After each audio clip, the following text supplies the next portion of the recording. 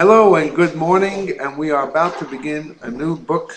The book is called Full Devotion from the Hasidic Heritage Series. This is a discourse delivered by the Rebbe in 1952. And this was a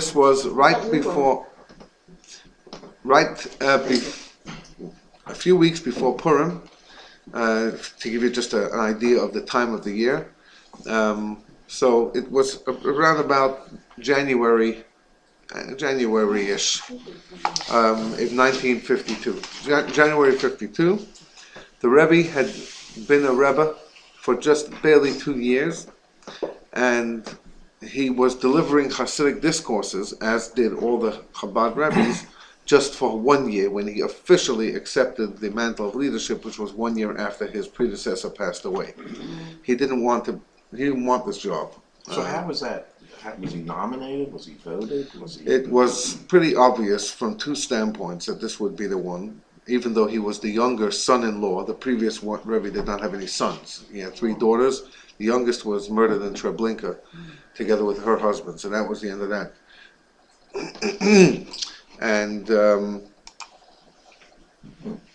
And that was the youngest. So the Rebbe was married to the second, and another fellow was married to the oldest. And when the previous Rebbe came in 1940.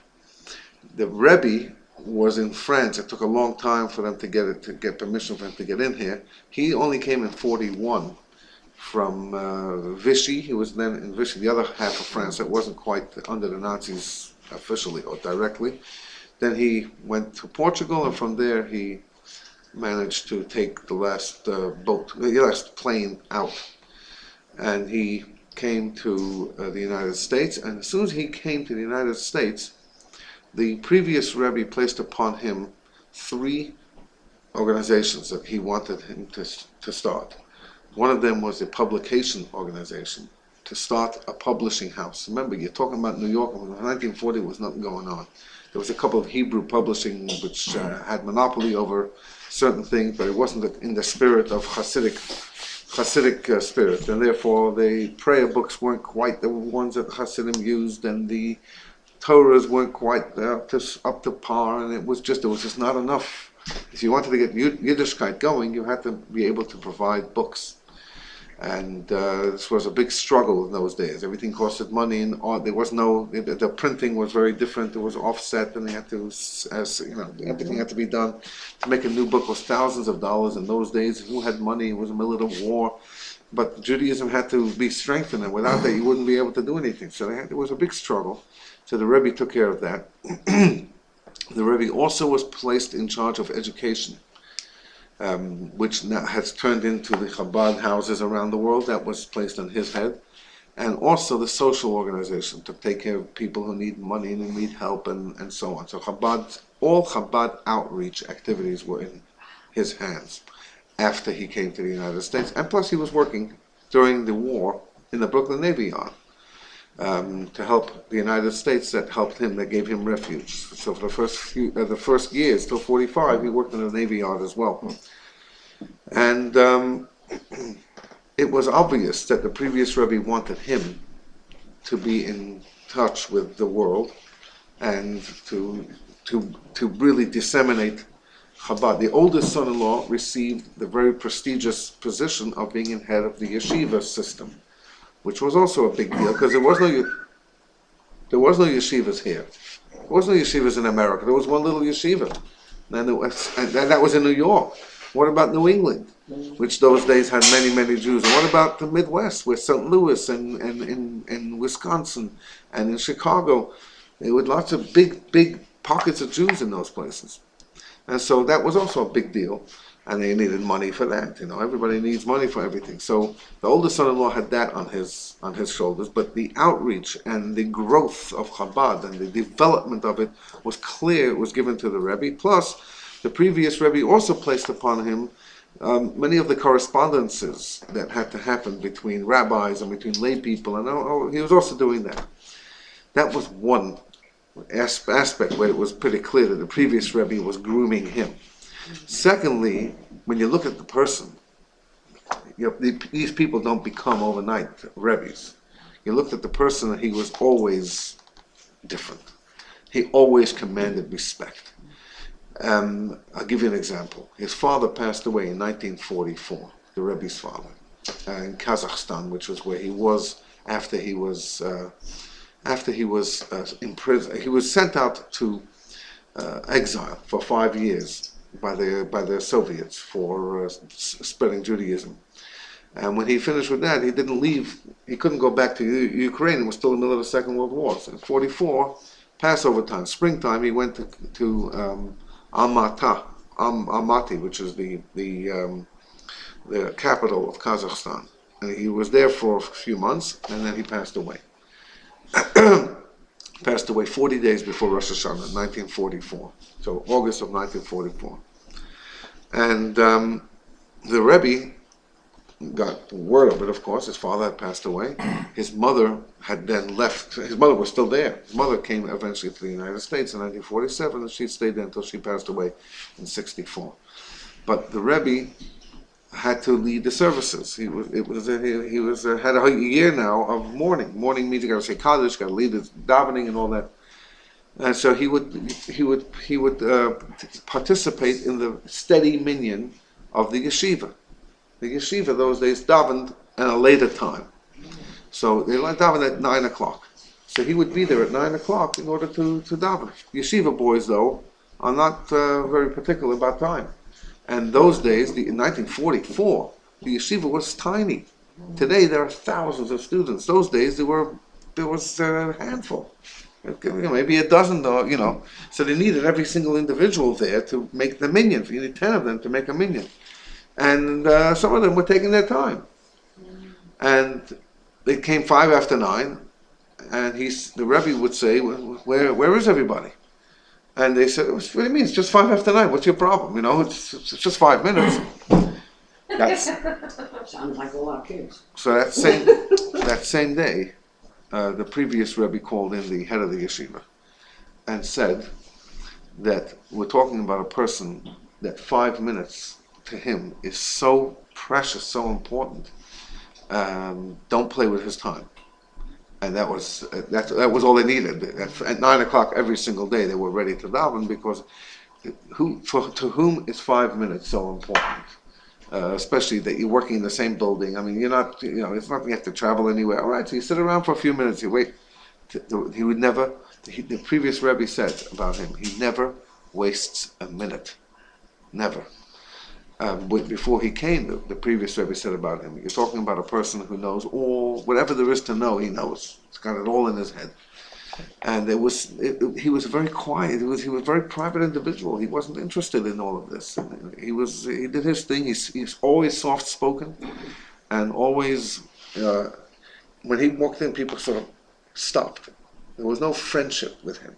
He was very friendly, but you weren't his friend. It was always, if he needed a question to be answered or anything else, there was no, hey, here were the Yankees. It was none of that. It was none of that. He was just always above. He was always ahead.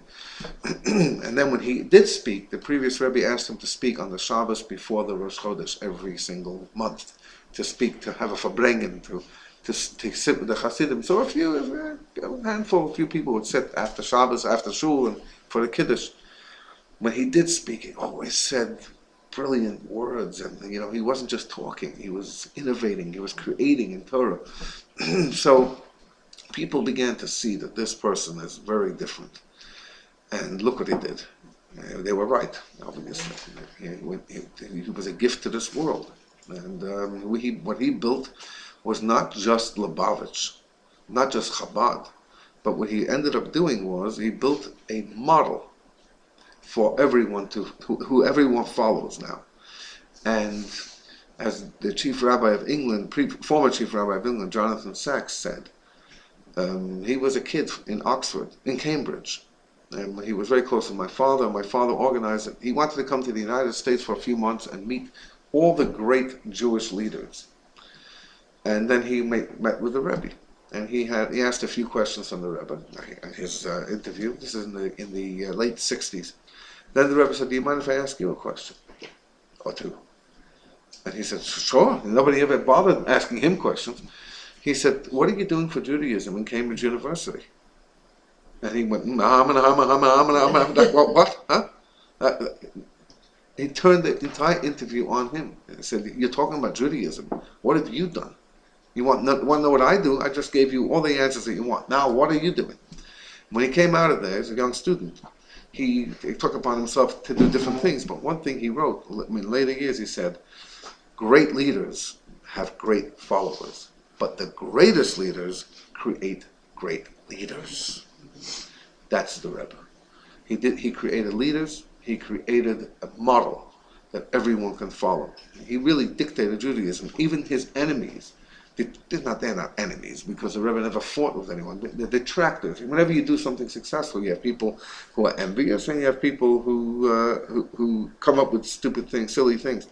So even his detractors do exactly what he said to do in the 50s and 60s, and they scoffed at that. They said, that's not possible. Reach out, go to little towns like Atlanta. Today, everybody is trying to do that. There's many organizations that do it, and thank God. Good. It's the greatest flattery. Nobody is complaining about that. There's not enough out there yet. As long as they're not enemies. There are some people who actively say, oh, don't go to Chabad. Chabad doesn't do this and doesn't do that. What do you have to say that for? Why put down anybody? The story goes, I won't finish with this. The story goes that the fourth Rebbe of Chabad, who was the author of the first book we studied, he had two sons. The younger one, who was tall, and eventually he became the Rebbe, and the older one, who was a little shorter than the younger one yet, and he felt very slighted by that. So one day he dug a hole in the yard, and he stuffed his brother into the hole. Not a deep pit, but his brother was 2, and he was 3 or 4, and he said just enough that he could be taller. Exactly. And then he said, "Now you see, I'm taller than you." So the father called the boys in. And the father said, if you want to be above someone else, it is not by putting the other one down. That's good. It's by raising yourself. So he built a ladder? I think he ate some more broccoli or something. But bottom line is that putting other people down should not make you great. Anyway, so the Rebbe in 1952 was just starting. And he had just been at this for a year, but he was as fierce and as focused and as Rebbe as he was in 1992. I mean, there was no monkey business with him. He was much more friendly, and because he had to educate the people. But once he got to one point, he already was jumping to the next level. When he saw that people were ready, he went to his next thing, and he never stopped. So even in 1952, you don't find the soft stuff. He gives it all. And in this particular one is well known as one of the top deliveries of the Rebbe. He cried heavy tears during the delivery of this particular thing. The Rebbe would cry often when he spoke about, either when he spoke about the pain of the Jewish people who were suffering in the Soviet Union or whatever, or when he spoke about the difficulties, the struggles, the spiritual struggles. He also would cry a lot. He would cry out of either pain or he would cry out of emotion. His soul was crying. You can see a leader, a real leader. When he taught a piece of Torah, especially in this portion of exile, almost every year, if he spoke at this Shabbos, he could not control his tears. When he spoke about the Jewish people suffering in Egypt 3,500 years ago, he wasn't reading a past thing. He was reading a present thing. Anyway, so this was the Shabbos of the 6th week of the second book of the Torah. We just concluded the first book of the Torah yesterday. We start now the second book of Exodus. In the second book of the Torah, the first portion, which is this week's Torah portion, deals with exile. The Jewish people were exiled. The Pharaoh Egypt, and God finds Moses at the burning bush, and he tells Moses, I want you to take the people out. He has a big debate with God. Finally, he goes to Pharaoh, and Pharaoh says, "Who do you think you are? Who is this God? I should listen to him. The reason why you want to leave is because you're lazy. So I'm going to make your job more tough." And at the end of the portion, the Jewish people approach Moses, and they say, "Why? We don't want to hear from you. Get out of here." So he goes to God, and he says, "Why have you done evil to these people?" He screams out in pain, Moses. "Why have you done this? Then the moment I've mentioned something in your name, it's gotten worse." He's really upset about it. He's emotional at the end of the portion. And God never answers, "Why have I done this?" And the answer to why is never because from God. It is, "Now you will see." And then the next portion begins the 10 plagues. And then the third portion ends the 10 plagues and therefore the Exodus. In the fourth portion is the sea, the crossing of the sea, the splitting of the sea, and the manna that came from heaven and Amalek. The fifth portion is the one which talks about the 10 Commandments and Sinai. Then the sixth portion delivers a slew of laws, about 50 different laws. Most of them civil laws. If you get somebody an object to look after, if it's for free, then these are the laws. If you're hiring the person, then these are the laws. If he's borrowing something, then these are the laws. If you have a fight, then you cause damage to someone, this should happen, that should happen. The first half of the portion deals with civil law. All of a sudden, in the second half of the portion, deals with law between God and the people. People and God, rather than people and people. And it talks about the festivals, and it talks about kosher. It introduces kosher for the first time, and so on. And then towards the end of the portion, he gives promises. Now, this part of the portion, of course, is taking place after the giving of the Torah, after the 10 Commandments. So now you are introduced to all kinds of laws that are coming here. And then he says, he turns from the laws, he turns to promises. And God says, "I'm going to take you out of through this desert in a few days. You'll get to Israel." And it's just a few days. The desert's not that big. It should have taken a few days, but they had some stops on the way. A golden calf after 40 days, and a tabernacle. Then the spies came. Anyway, they slept for 40 years around until they got into Israel. But these were going to be the promises of a perfect life in Israel. Among the promises in that portion is this promise with which the Rebbe begins of the verse of that portion. And he says, "None shall miscarry or be barren in your land. The number of your days I will fill." Okay, so that means that a woman won't suffer a miscarriage, which is very, as the women here know, that can be very traumatic, and it's a big loss for women, especially if it's later in the term. So miscarriage can be extremely traumatic, physically as well as emotionally, as well as psychologically. So he says there will not be a miscarriage in the land when you hit the land with Israel. That means everything's going to be perfect. And there won't be anyone barren. That means women who can't have children, well, they will be able to have, everyone will have children, which is an unbelievable blessing, as, of course, everybody here knows. And then he says, "I will fill your numbers of your days, I will fill." That means you will live a full life. You won't die young. Fantastic, what a great blessing. Can there be greater blessings than that? You're going to have children, you're not going to lose them, and you'll live your life, a full life. Nice.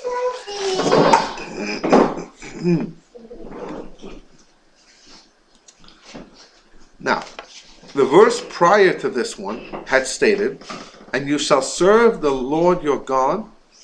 Okay, that means it's a condition. "Serve the Lord your God, and he shall bless your bread and your water, and I will remove illness from your midst." That's what the previous verse says. Serve God, and then I will take care of you. You'll have your bread, that means your food, your drink will be fine. Israel, when I got to Israel, they were talking about, just 2 weeks ago, they were talking about a terrible, severe drought. And we came, the first place we went to was Tiberias, where they have the Kinneret, they have the Sea of Galilee, which is the only freshwater lake in Israel, and that's a source of water for about 60-70% of the water comes from that. About 65% of all the water goes through that. It doesn't all come from the lake. There's the mountains, the Golan Mountains have aquifers there. When the snow melts and it goes into the mountains, and so it flows from there. So, but the lake, from the lake, it comes to the Jordan River and down the border of Israel. Because of a terrible drought they had 4 or 5 years ago, they set up the desalination plants where they're taking water out of the Mediterranean. So about 30% of the water comes from there now, and because they don't want to. There's a lot more people in Israel, so a lot more water used. The technology of preserving water is very strong there, and also the technology of purifying salty water from the sea is also there. But this lake is of paramount importance, and if there's no rains, then the lake, which is quite a large lake, suffers terribly. And when I got there, they were talking about this. That there's this year, it's the worst it's been, the rains haven't come yet. They're not talking about that anymore. It's snowing and raining and hailing, and it's carrying on there from all corners of that land. It's everywhere. It is just pouring with rain, and every drop of rain there. They're talking about the Dead Sea being evaporating. It's unbelievable how much of that Dead Sea is now dead, gone. But the water on Wednesday was coming down there from Jerusalem, really pouring into it. So they need lots of rain. They need this to rain now for 3 or 4 months in order to fill all the reservoirs and aquifers and so on. So Israel does not get water unless it rains. If it doesn't rain, water supplies just dwindle. And it does happen all the time, where there are periods of pockets of years where it just doesn't rain properly, and everything suffers. Israel grows everything, every single thing you can think of. They grow fruits and they grow vegetables and so on. They need water. So God says in this blessing, I will bless your food, I will bless your water, and there'll be no more sickness. Wow. Serve God, be connected to God, you're protected. Everything is fine. You're blessed. That's what he says. It continues to relate that on account of this, also, none shall miscarry, and so on. So he says, I will, if you serve me, I will do this. And then he continues with the second verse, which says about the miscarriage and about the long days, and there won't be any barren women, and so on. So he blesses the physical, the food and the water, and he also blesses the physical body of the women, and then of everyone, that will live a full life. Okay, so that's the part of the Torah where the Rebbe is placing his essay on. This verse mentions a promise for the 3 primary blessings. In the davening, for those who make it here on Saturday morning, every Saturday morning we ask God, among other things, we do this part in English, by the way, in our services, and we ask God for health, for children, and for sustenance, for parnasa, for money. Those are the 3 primary blessings in life. Bana, chaya, umazayna is in Aramaic. Children, health, and sustenance. So he says there are 3 primary blessings: the blessings of children, blessings of health, and livelihood.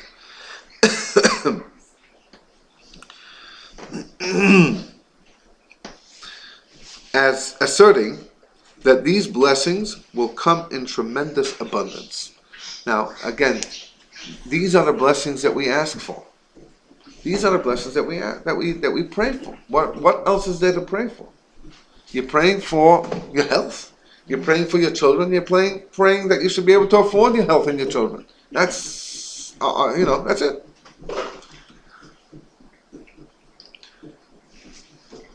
So God is promising that those three things that people are most concerned with, or most worried about, or most need, would be blessed with abundance.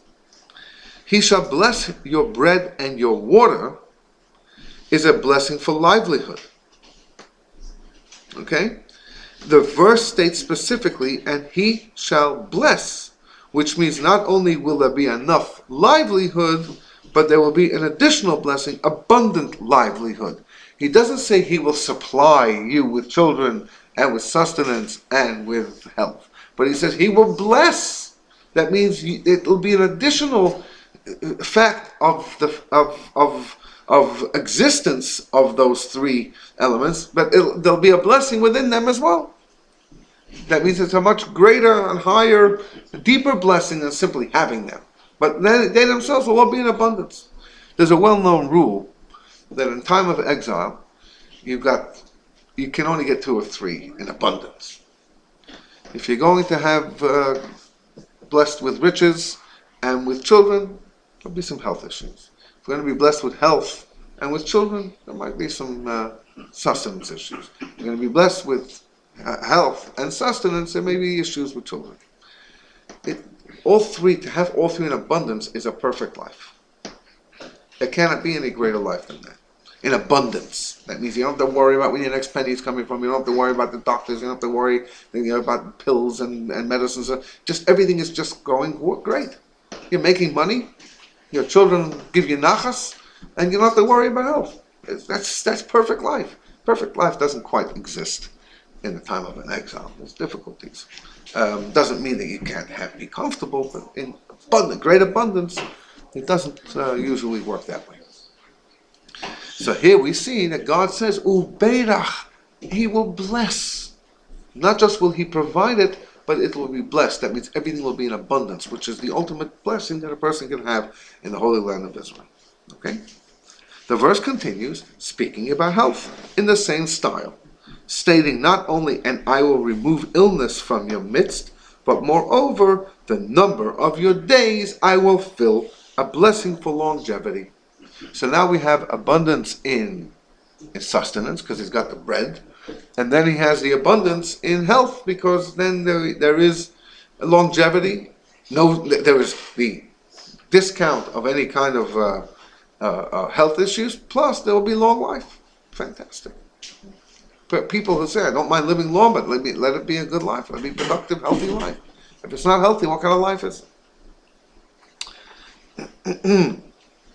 Similarly, regarding the blessing for children, the verse states, none shall miscarry or be barren.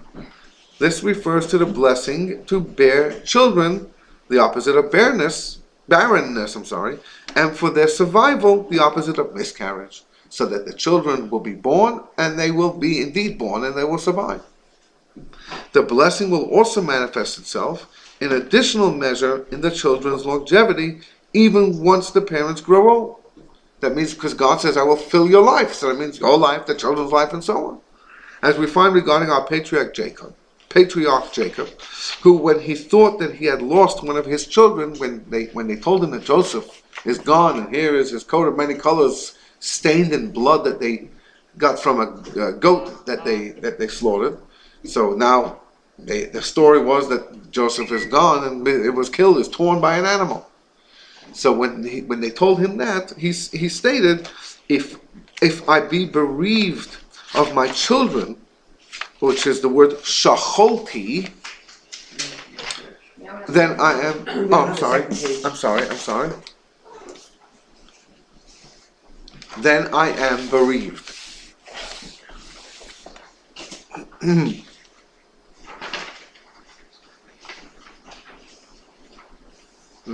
Shacholti, then I am bereaved. Shacholti shares the same root as the Hebrew word for a woman who miscarries, meshakela. So what Jacob was saying to his children was, this was, when they brought him the coat of many colors, he said whatever he said. He mourned. He tried to mourn. He wasn't able to be comforted. He felt that there's something going on over here. He knew there was trouble with the brothers and all of that.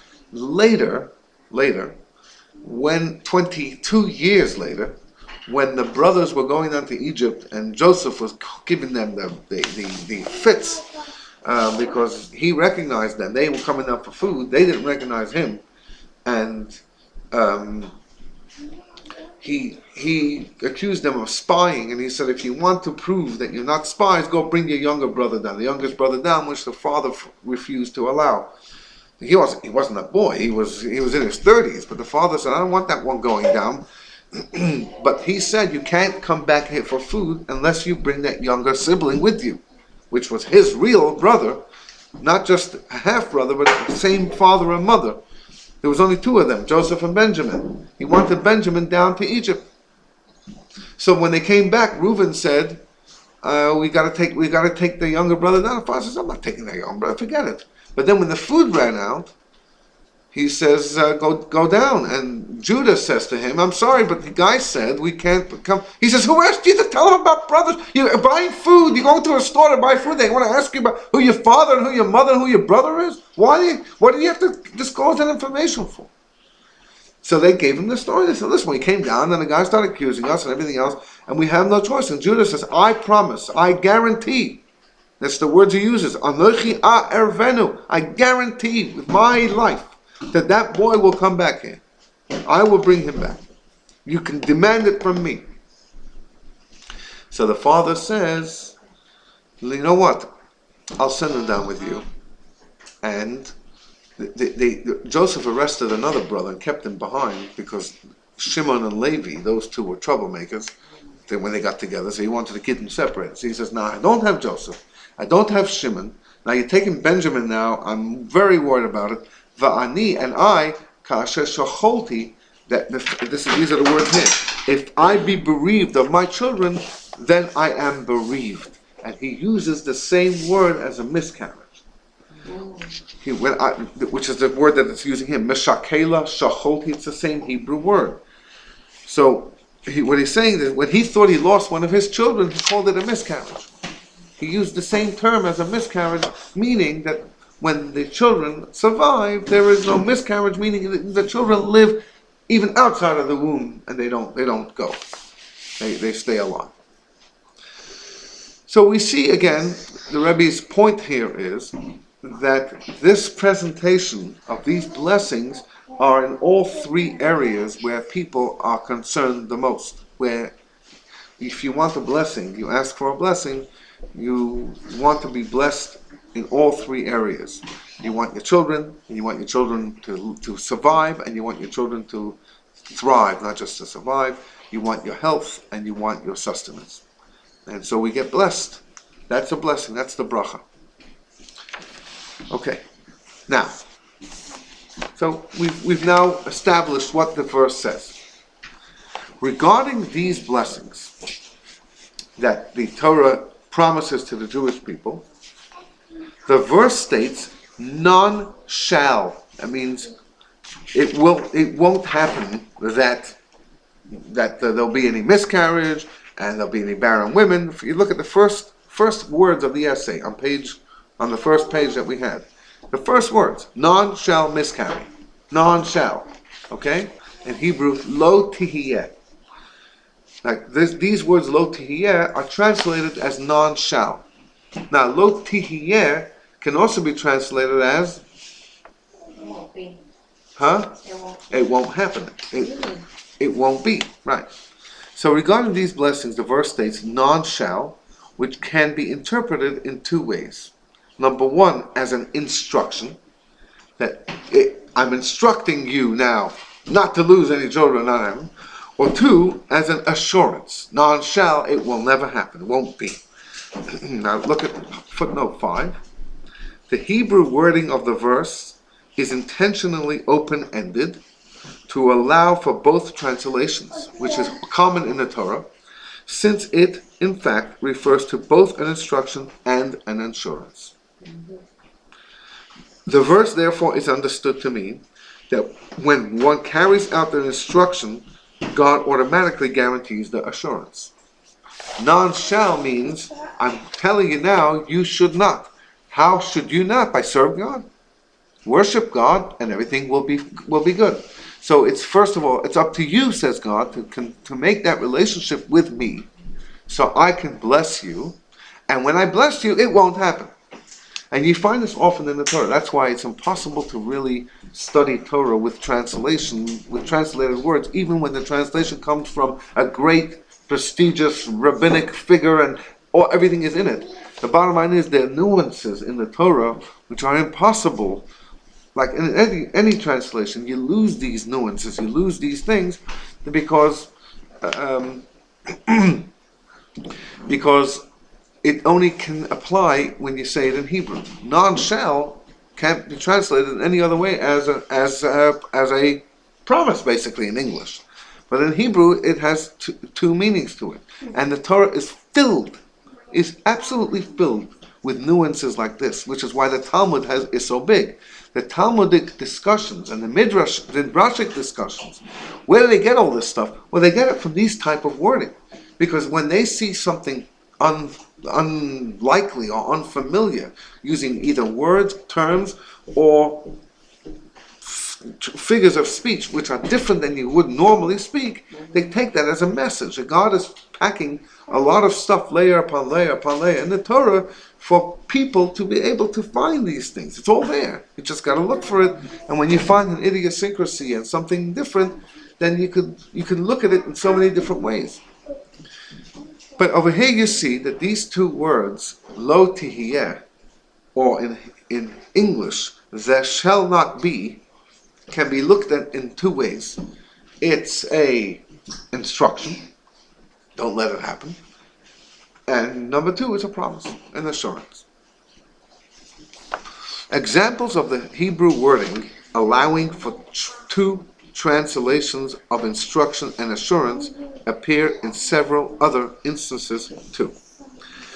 Okay, thus, the verse can be read as an instruction that none shall miscarry or be barren, or an assurance that none will miscarry or be barren. And this can be understood as follows.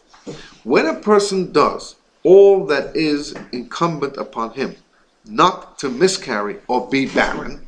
Now, how do you do that? How do you do everything you can not to be barren? How do you do everything you can not to miscarry? How do you manage that?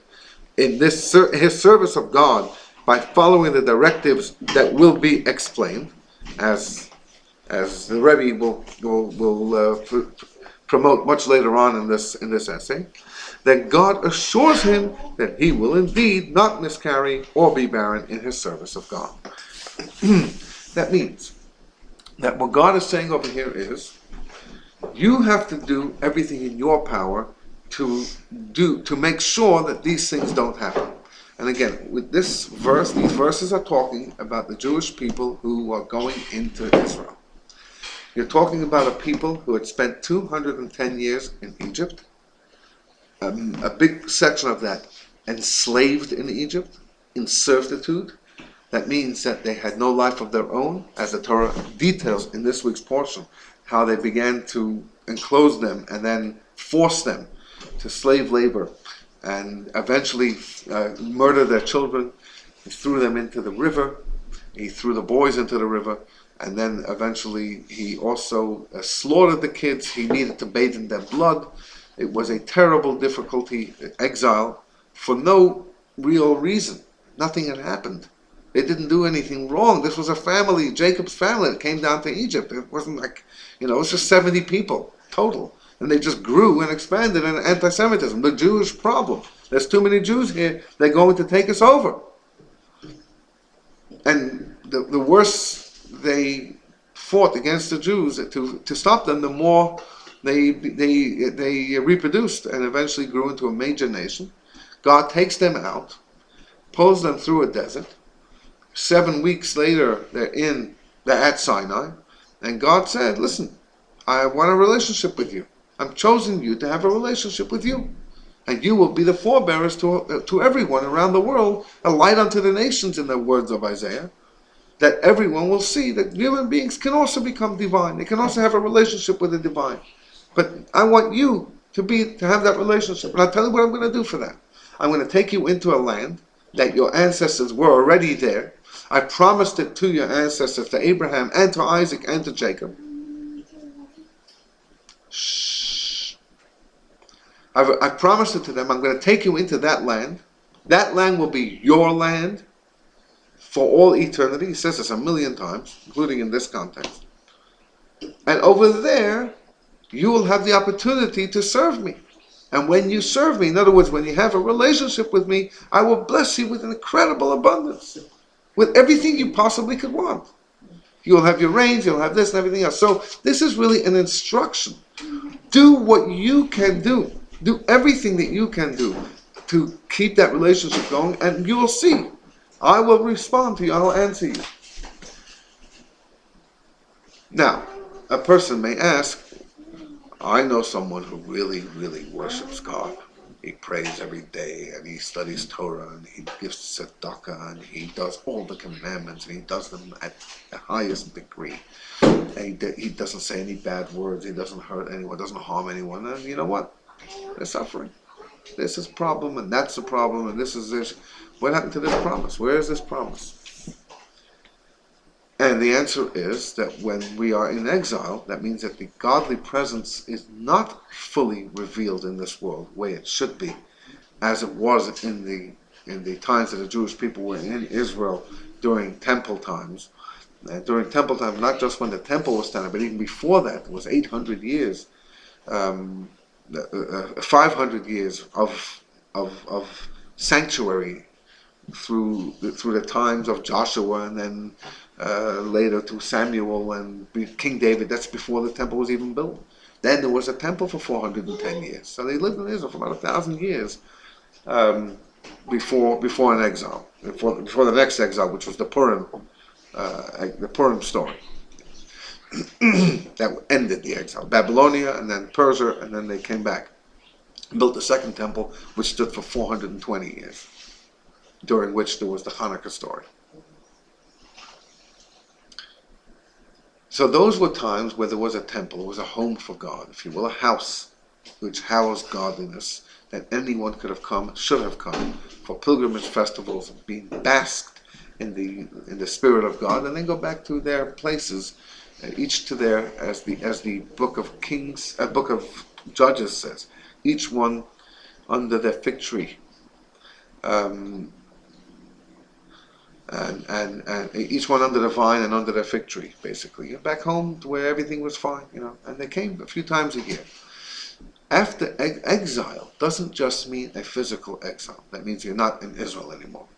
The people who live in Israel, the few million Jews, Kanai Nahara, live in Israel today, when they pray the same words we pray. Nothing has changed, including on the festivals they say, because of our sins we have been exiled from our land. They're standing in that land, and they're still saying the exile, because it's not really a physical exile. The exile means that godliness isn't around anymore, and as it was. The revelation of godliness wasn't around anymore. And if the revelation of godliness isn't around anymore, then everything is in exile. A spiritual exile is the most difficult of the exiles. And then all kinds of things can happen that shouldn't be happening.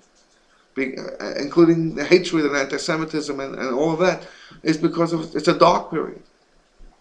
So it's brighter than it was, but people living in Israel, but just by the way, are suffering a lot, suffering 24/7 danger. That's the biggest exile you can have. You can't even walk around. If you go there, it doesn't look like that. I mean, every life it continues in the most beautiful, living way. But we all know the reality. And that's the reality of an exile, which is not a proper reality. It shouldn't be that way. And therefore, it's possible for people to continue to serve God, and during exile times, there is a darkness. You had holy people, holy women, men and women from Eastern Europe, who underwent the most torturous and most difficult and convoluted pain in the Holocaust. Died with nothing. I mean, just starved and diseased and beaten, watched their own children be murdered, and friends and neighbors, and eventually slaughtered themselves. And you ask why? That's probably a problem. We don't know why. There is no answer. It's like Moses said to God, what happened to your promise? There's no answers forthcoming. He says, watch, you'll see. You'll see. I have my plans. I have my ways. We don't understand those ways of God. They are mysterious. But exile means that things are not running the way they should. That's what exile is. Exile means that people who should be free are really in exile. They're stuck. We're spiritually stuck and we're physically stuck. And we're stuck in like this rut. We think this is normal. And we've learned to live with what we have, but this is not real. This is not the way God intended it to be.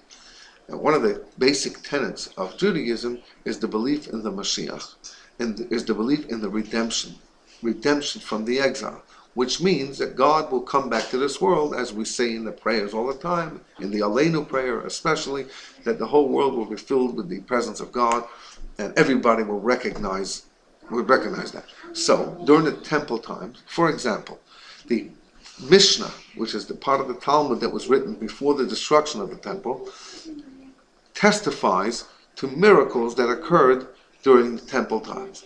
For example, there was no fly that was found in the temple.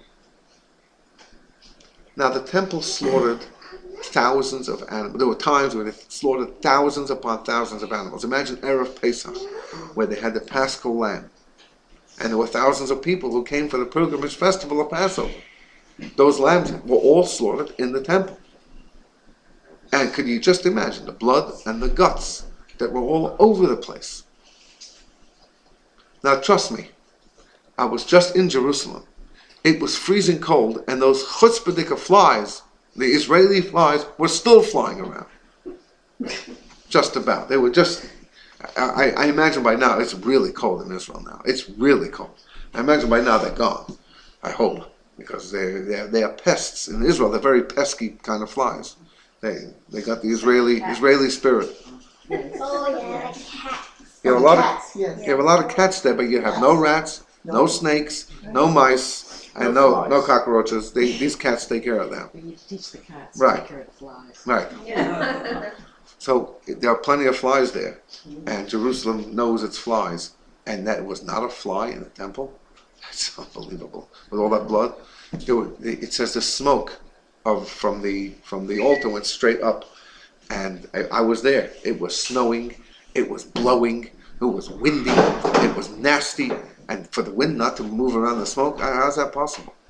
When people bowed down, they stood very tight together, a lot of people. But when they bowed down, they all had place to bow. Miraculous. There were miracles that people saw all the time. All the time. When you were there? I was there. That's the biggest miracle it can be. Just to walk around the streets of Jerusalem during exile is unbelievable. Oh, no, I mean... The Renaissance, what goes on, Jeremiah says, there will come a time, he says this at the destruction of the temple in Jerusalem, he says there will come a time where in the streets of Jerusalem, we say this and at every wedding, in one of the 7 benedictions, there will come a time where in the streets of Jerusalem there will be the sound of young and old, the old on their walking sticks and the children running around. It says these words.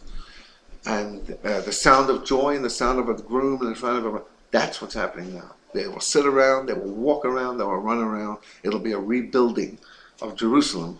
That prophecy is there. It's a miracle. There's nothing short of that. That whole place is a miracle because there's so much that can go wrong and should go, if you think about it, should have gone wrong, and it's just somehow still there. The whole world doesn't care about us and keeps on putting pressure, applying more and more difficulty and stranglehold. And it's a country that's leading the world in so many areas. It's a miracle. But I wasn't talking about that miracle. I was talking about the miracles that they saw when the temple was there, which means that godliness who's in charge of nature didn't care about nature. It's his call. The Mishnah specifies 10 miracles that happened when the Jewish people were in Jerusalem during temple times. There was never, for example, another one. There was never a problem, they didn't have cats those days. There was never a problem with a scorpion or a snake. No one ever got damaged. I'll tell you another one, which, by the way, proves the authenticity of Torah more than anything else can prove. It says, in this same context, you will go to Jerusalem 3 times a year, and you can leave behind your field and your goods and your home and everything else, and no one will touch it. There'll be no ganavs, there'll be no robbers, there'll be no enemies. You can leave your homes, you can leave your fields, you come back as you can leave it just the way it was. Now, only God can say that. Only someone who knows what's going to happen can do that.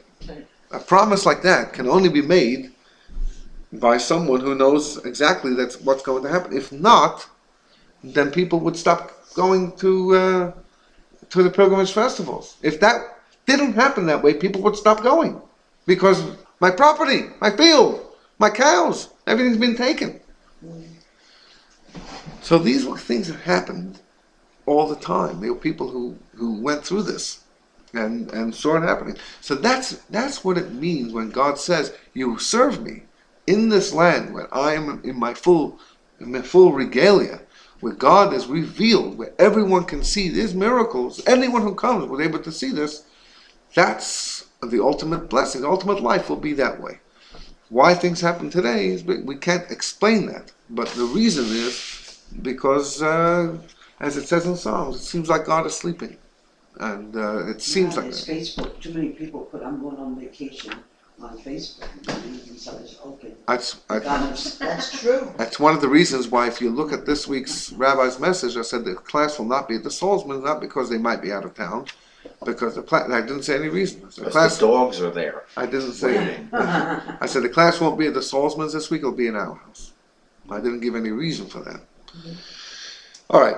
So let's just finish over here. Oh, we did. Yeah. So God assures a person that will need not miscarry or be barren in the service of God. Okay. All right. Now you know what? Let's finish this paragraph. The condition for this is, as the verse prefaces, that you shall serve the Lord your God. For even though, as our sages teach regarding the blessing for children, health, and livelihood, it is not dependent on merit but upon mazel. The sages teach that livelihood and all of that depends on your mazel. You ever heard of mazel tov? Well, that's mazel tov means good mazel. What mazel means we'll soon see in footnote 9.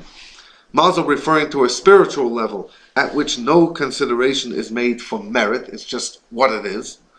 So you have this one has a good mazel. They seem to have everything they do seems to turn into gold. That's a good mazel. So even though it usually depends on that, nonetheless, an abundance of blessing in children, health, and livelihood does depend upon one's service of God. Now let's see mazel in footnote 9, or plural mazalot, literally constellations or planetary influence.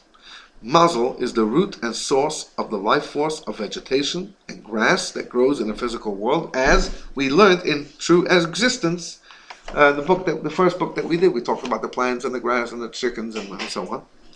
Okay. During the early development of civilization, there were people who mistakenly worshipped the constellations. For although Bereshit Rabbah, that's the Midrash, states, Rab Shimon said, there is not a single herb that does not have a mazel in heaven, which strikes it and says, grow.